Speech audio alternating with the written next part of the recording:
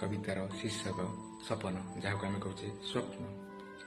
କିଛି ସ୍ୱପ୍ନ ପୁରା ହୁଏ ନାହିଁ ବନ୍ଧୁ, କିଛି ସ୍ୱପ୍ନ ପୁରା ହୁଏ ନାହିଁ ବନ୍ଧୁ, କିଛି ସ୍ୱପ୍ନ ଅଧା ଅଧୁରା, କିଛି ସ୍ୱପ୍ନ ଅଧା ଅଧୁରା, କିଛି ସ୍ୱପ୍ନ ପୁଣି ପୁରା ହୋଇଥାଏ, କିଛି ସ୍ୱପ୍ନ ପୁଣି ପୁରା ହୋଇଥାଏ। ଏ ମଣିଷ କହୁଛି ମୋର ସ୍ୱପ୍ନ କେବେ ରହିବନି ଅଧା ଅଧୁରା, ଏ ମଣିଷ କହୁଛି ମୋର ସ୍ୱପ୍ନ କେବେ ରହିବନି ଅଧା ଅଧୁରା।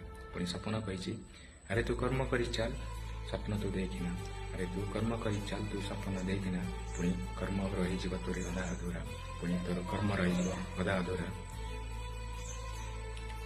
ଯଦି କର୍ମ ନ କରି ତୁ ଖାଲି ସ୍ୱପ୍ନ ଦେଖିବୁ, ତୋର ସ୍ୱପ୍ନ ହେବ ନାହିଁ କେବେ ପୁରା, ତୋର ସ୍ୱପ୍ନ ହେବ ନାହିଁ କେବେ ପୁରା, ତୋର ସ୍ୱପ୍ନ ହେବ ନାହିଁ କେବେ ପୁରା।